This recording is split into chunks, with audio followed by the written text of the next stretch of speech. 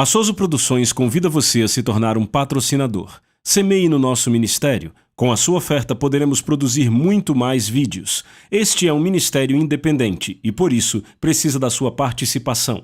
Inscreva-se no canal e compartilhe os vídeos. Seja um multiplicador desta visão.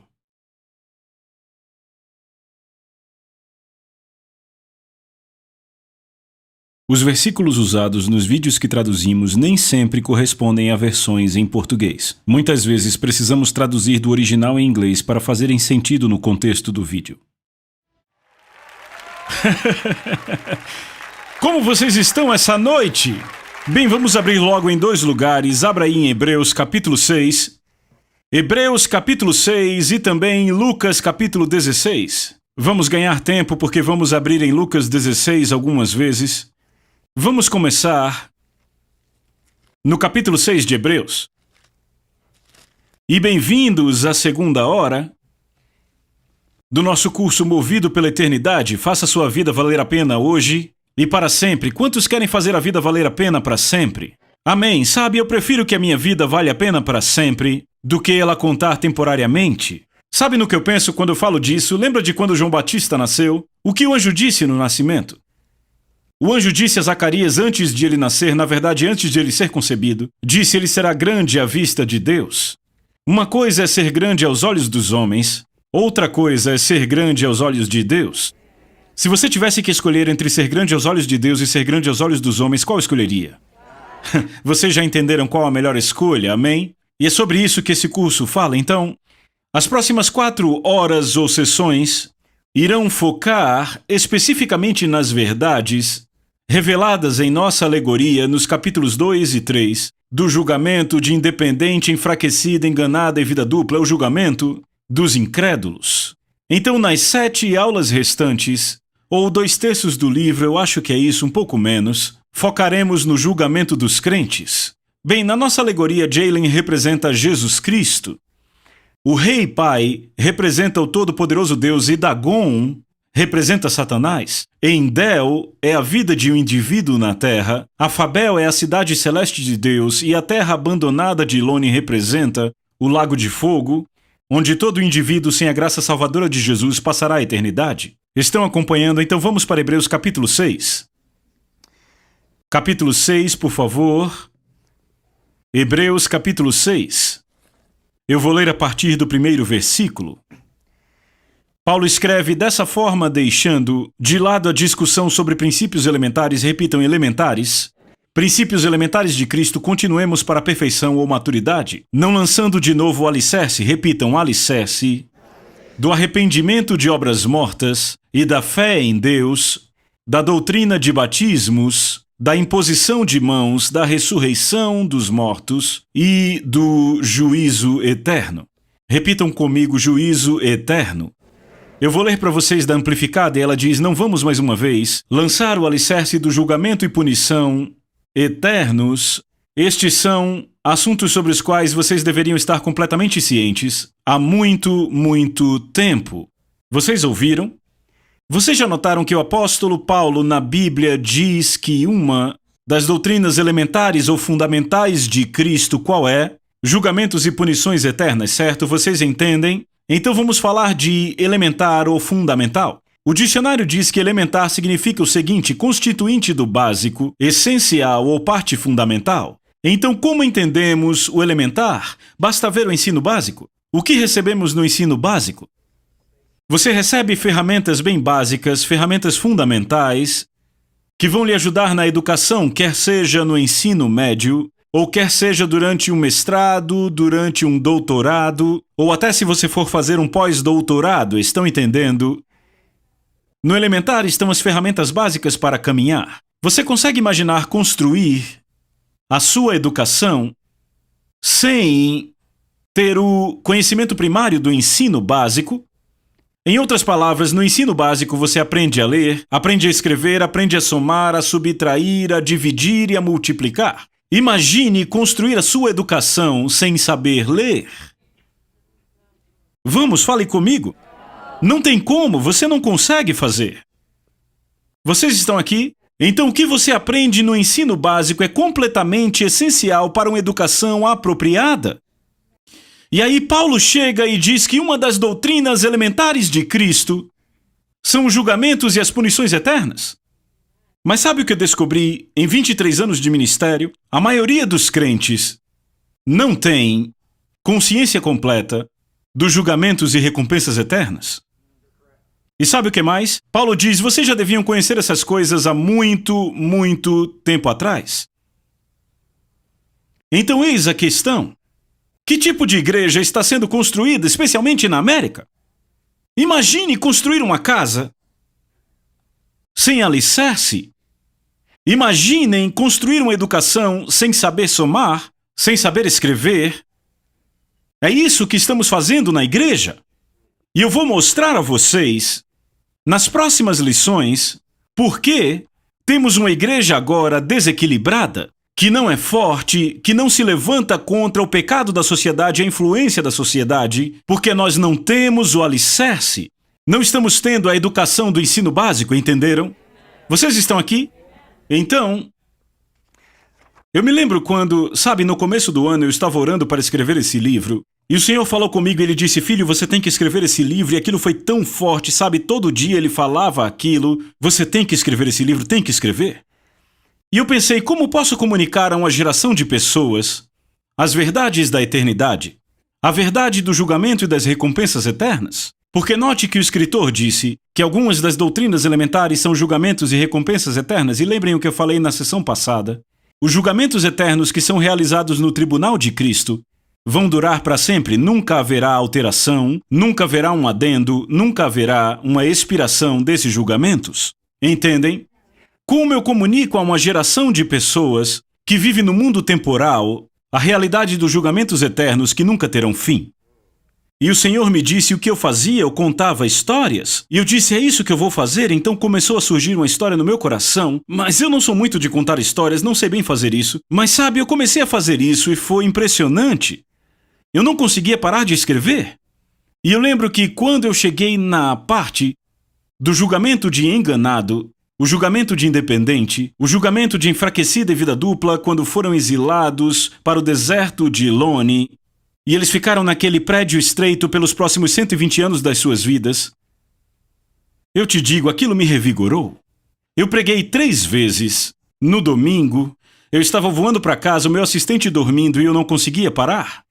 No avião, ele dormindo e eu digitando. Chegamos em casa, era 1h da manhã e eu não conseguia dormir.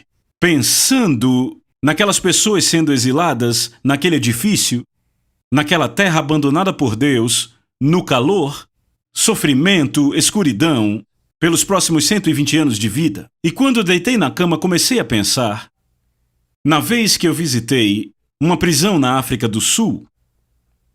Alguns anos atrás eu estava na África do Sul e pedi para visitar uma prisão.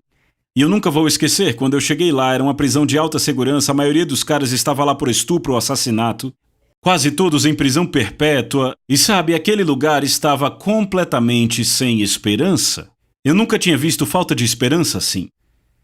Sabe, era sujo, fedia. Eu entrei numa cela daqueles caras e eles tinham colchonetes a essa distância um do outro, camisinhas penduradas na parede numa prisão só para homens.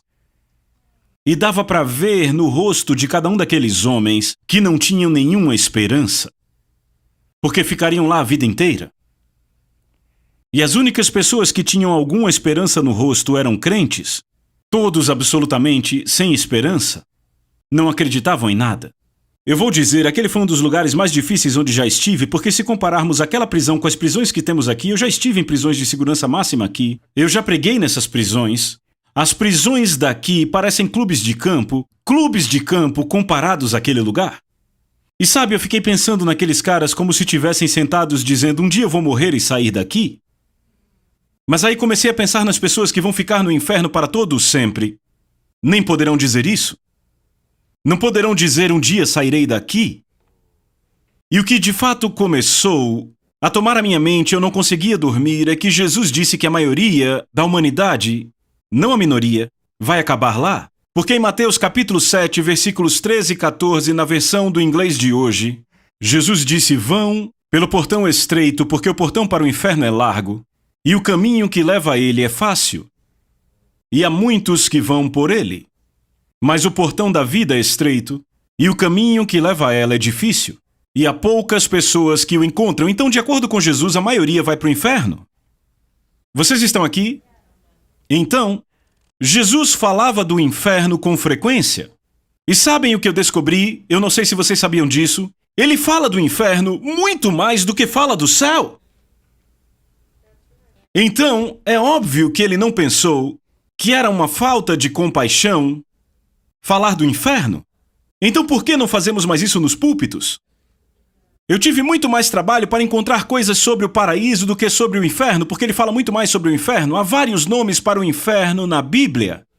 Temos Sheol, Hades, a sepultura. Temos o inferno definitivo chamado de Lago de Fogo ou Guerrena. Mas ouça com atenção. O inferno é um lugar de verdade, não é figurativo.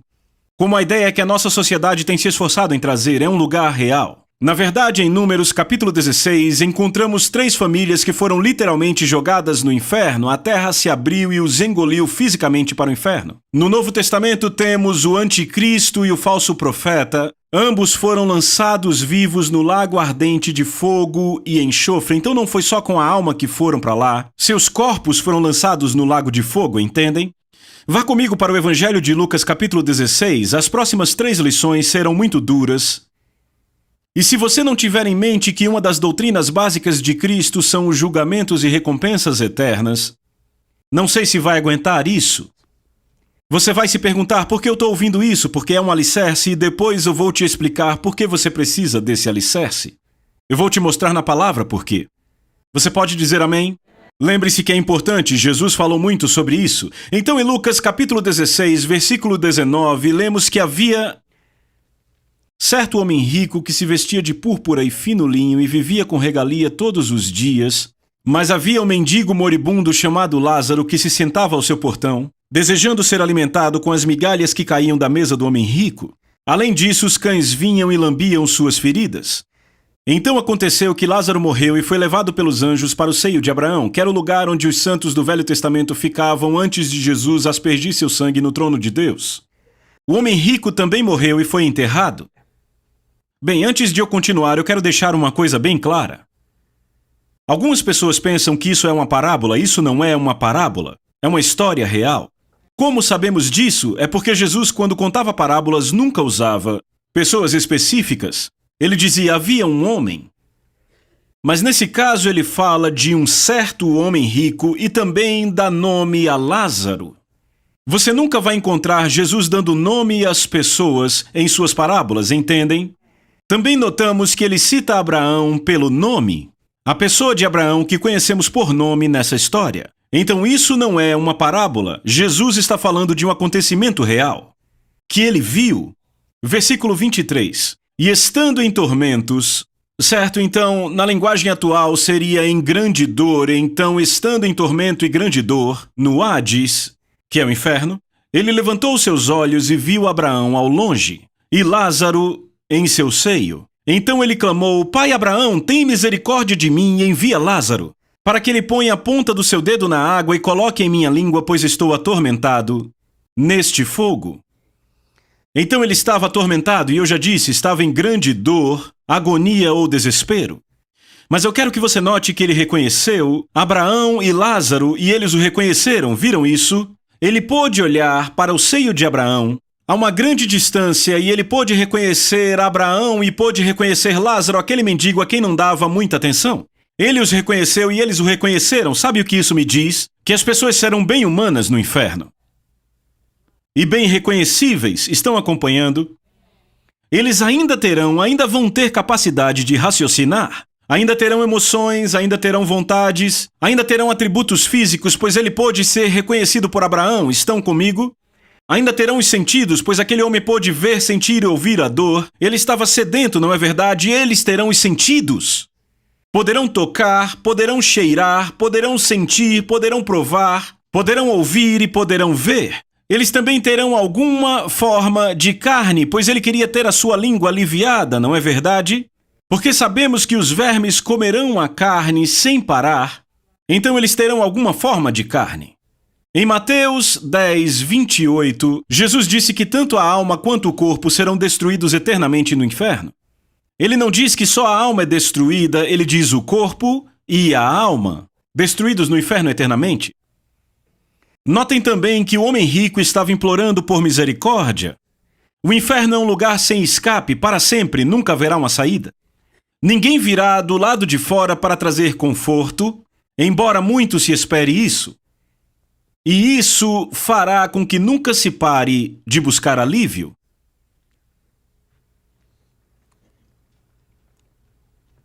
Abraão reforçou a situação, disse: há um grande abismo nos separando. Qualquer um que tentar atravessar para aí, para levar conforto, será parado e ninguém pode vir daí para cá. Agora respire fundo. Versículo 25. Mas Abraão disse: filho, lembre-se que na sua vida você recebeu boas coisas, assim como Lázaro recebeu coisas ruins. Agora ele é confortado e você está em tormento. Algumas versões dizem grande dor. Versículo 27. Então ele disse: eu imploro a você, pai, que o envie à casa do meu pai, pois eu tenho 5 irmãos, a quem ele pode testemunhar, para que eles não venham para esse lugar de tormento. Já ouviu dizer que a desgraça ama a companhia? Não no inferno. Aqui está um homem cujas 5 pessoas mais próximas dele eram seus irmãos. Ainda assim, ele implorou a Abraão que enviasse Lázaro aos seus irmãos para que não acabassem no mesmo lugar. E sabe, a sociedade pode dizer que haverá festas, amizade, interação no inferno. Não haverá interação. Há 0 de interação no inferno. 0. 0.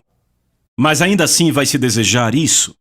Porque ainda haverá emoções, ainda haverá vontade, ainda haverá mente, mas haverá 0 de interação. Ele não queria seus irmãos lá. Se houvesse interação no inferno, ele ia querer seus irmãos perto. Porque, como dizem, a desgraça quer companhia. Mas não há companhia, não há festas, não há amizade, nada no inferno. Vocês estão aqui?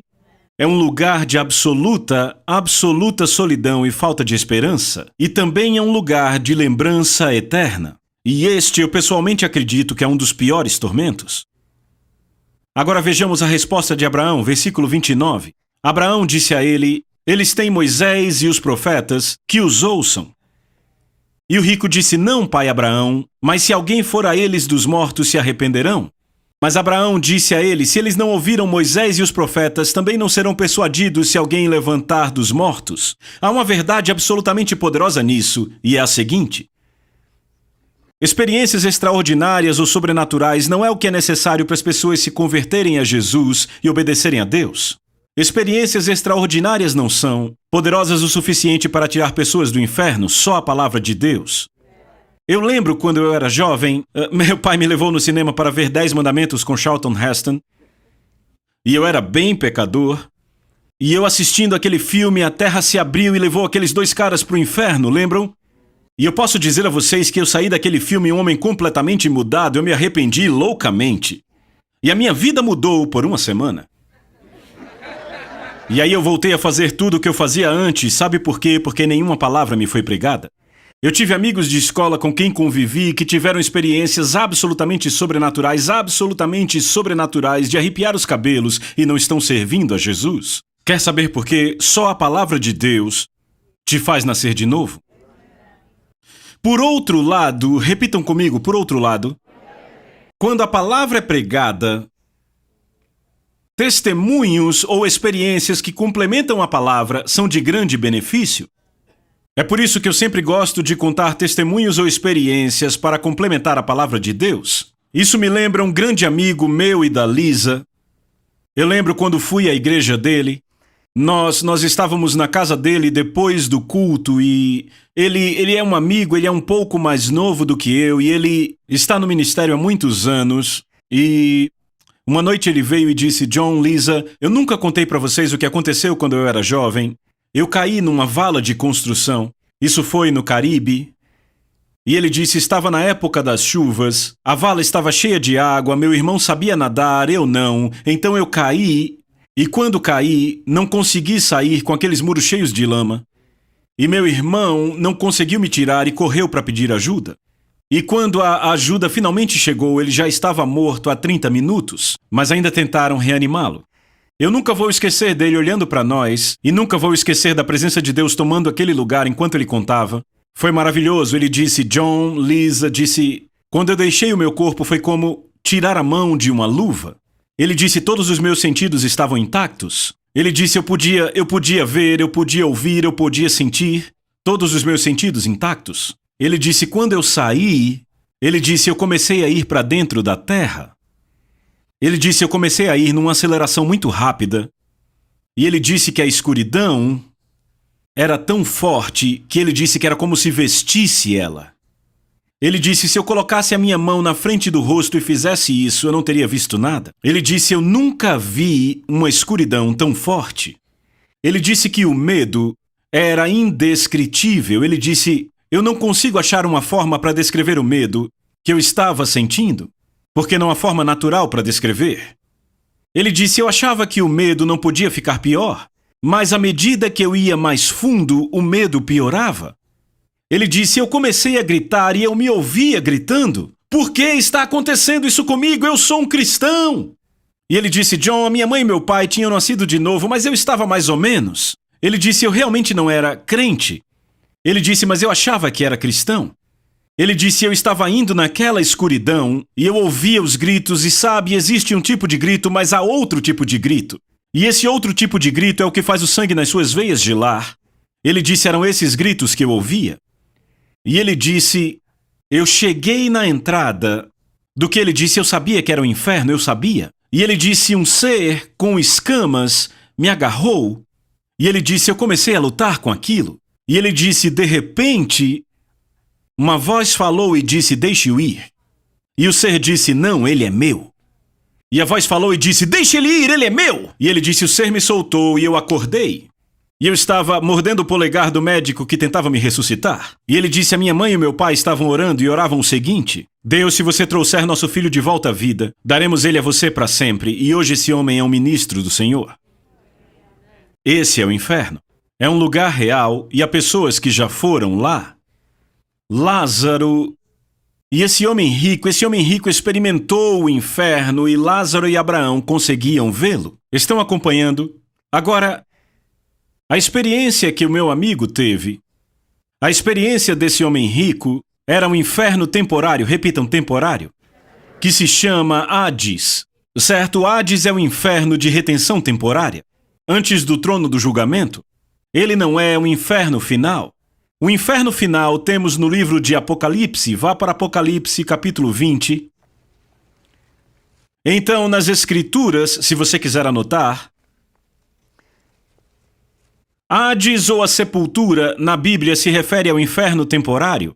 Guerrena ou lago de fogo se refere ao inferno permanente. E eu vou mostrar para vocês em Apocalipse capítulo 20, verso 11. Vi um grande trono branco, falaremos disso depois, e aquele que nele se assenta, de cuja presença fugiram a terra e o céu, e não se achou lugar para eles. Vi também os mortos, grandes e pequenos, postos diante do trono, então se abriram livros, e ainda outro livro, e o livro da vida foi aberto. E os mortos foram julgados segundo as suas obras, conforme o que se achava escrito nos livros. Deu o mar os mortos que nele estavam. A morte e o Hades entregaram os mortos, é o inferno temporário, a morte e o Hades. Veem? Entregaram os mortos que neles havia e foram julgados um por um segundo as suas obras. Então a morte e o Hades foram lançados no lago de fogo. Então o próprio inferno temporário será lançado no lago de fogo, entendem? Esta é a segunda morte. E se alguém não foi achado escrito no livro da vida, este foi lançado no lago de fogo. E a Bíblia é muito clara quando diz que as pessoas serão atormentadas dia e noite para todo sempre. Certo, algumas pessoas acham que isso vai parar, mas a Bíblia diz que não, claramente. Há uma mulher, uma amiga muito próxima minha e de Lisa, ela está na terceira geração de ministros e eu quero falar da avó dela, Efrosine. Efrosine foi uma jovem grega e ela nasceu com uma fome, mas sem Deus. E toda vez que ela falava sobre Deus com amigos e família, era tratada com escárnio e ela acabou enfrentando perseguição. E ela não era crente, ela só queria saber de Deus. Ela sabia que existia um, mas não conhecia. Então um dia ela estava na praça da cidade participando de uma dança típica na Grécia e ela ouviu claramente uma voz. E aquela voz disse a ela: busque a dança eterna. Quando Efrosine ouviu aquilo, ela começou a falar com os amigos. Você ouviu essa voz? Ninguém sabia do que ela estava falando. Então ela deixou a dança e começou a correr para casa. E no caminho de casa, um grande fardo começou a pesar nela, um grande fardo como se ela carregasse uma mochila. Ela entrou correndo em casa, foi para o seu quarto, e quando ela entrou no quarto, ela caiu no chão, começou a chorar e ouviu aquela voz de novo. Quem era? Ela não tinha ideia de quem era. De repente, o quarto dela desapareceu e ela viu a si mesma no Gólgota. E lá estava Jesus pendurado na cruz, o sangue escorrendo dele. Ok? Então, enquanto ela olhava para o Senhor atormentado na cruz, ela ouvia gritos ao longe. Ela se virou, olhou e de repente havia um poço. E dentro daquele poço, um oceano de fogo. E ali ela vê e ouve multidões de pessoas amaldiçoando a Deus, gritando incessantemente naquele fogo. De repente, uma mão pegou-a pela cabeça e começou a empurrá-la naquele poço. E dizia: este é o seu lugar. Estão comigo? Ela começou a gritar.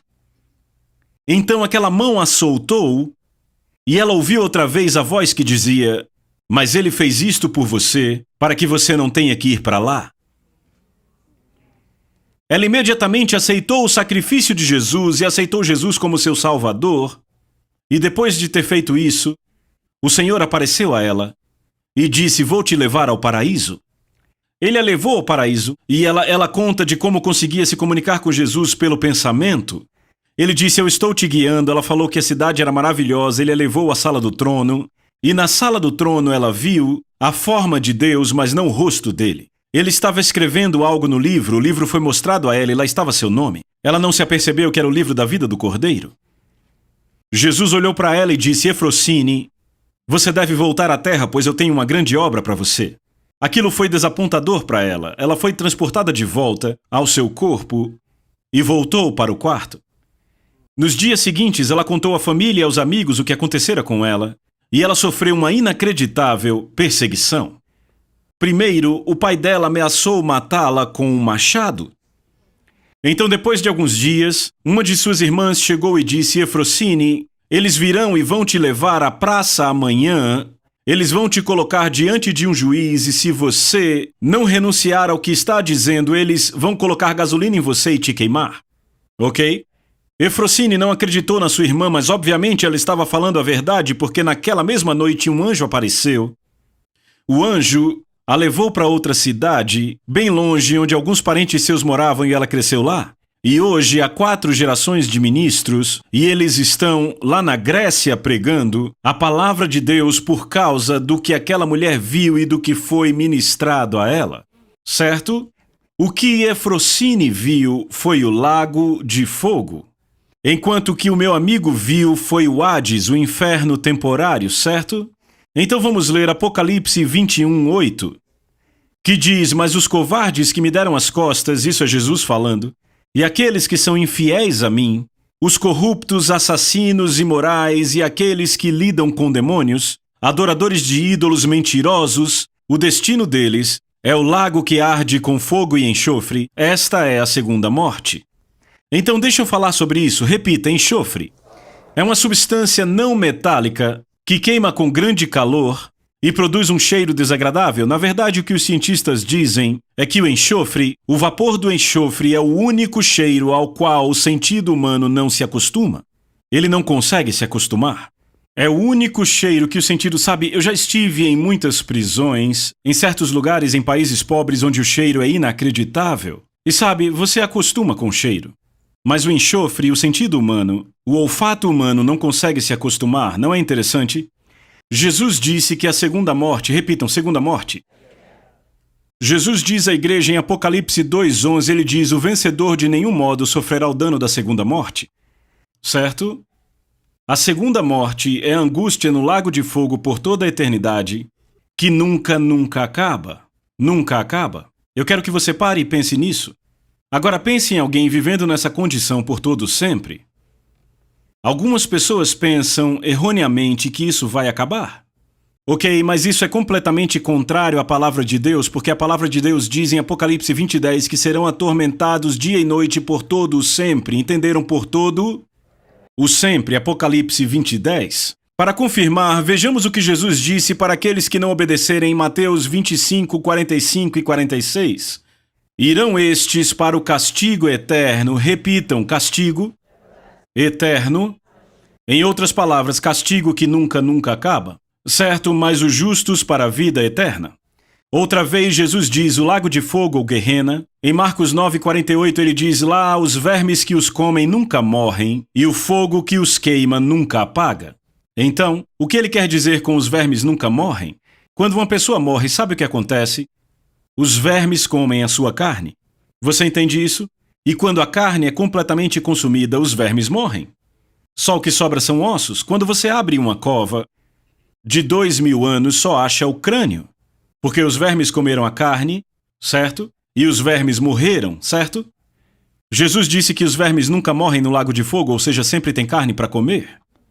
Uma pessoa que esteve no inferno me disse, John, depois que Jesus me mostrou aquele lugar, eu tive que dormir com a luz acesa por 2 meses e meio, porque não há palavras humanas que possam descrever o horror, o medo e a agonia naquele lugar.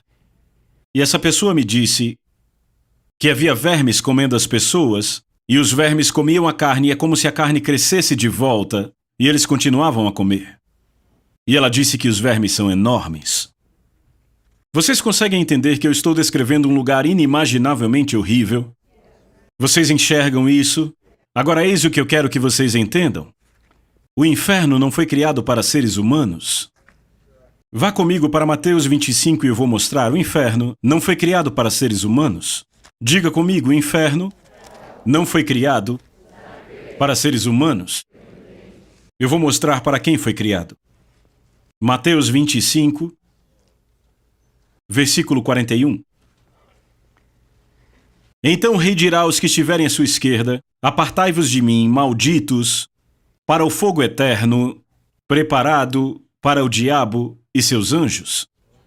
Para quem o inferno foi criado? Para o diabo e seus anjos. Agora em Afabel, quem lê o livro vai lembrar que Jalen sentenciou o independente para a terra de Lone, e o último apelo de independente a Jalen foi o seguinte: você é misericordioso?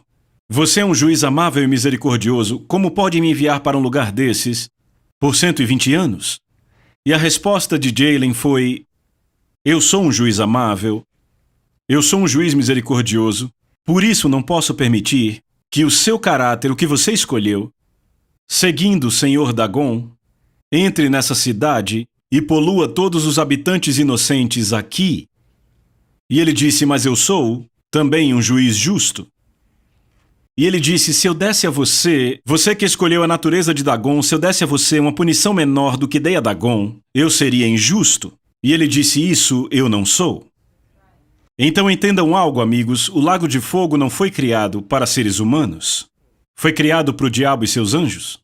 No entanto, se Deus sentenciasse a humanidade com uma punição diferente, então ele seria injusto, porque ele daria a Satanás algo maior do que deu aos homens. Estão acompanhando? Se ele permitisse que alguém com a natureza de Satanás entrasse no paraíso, poluiria o paraíso.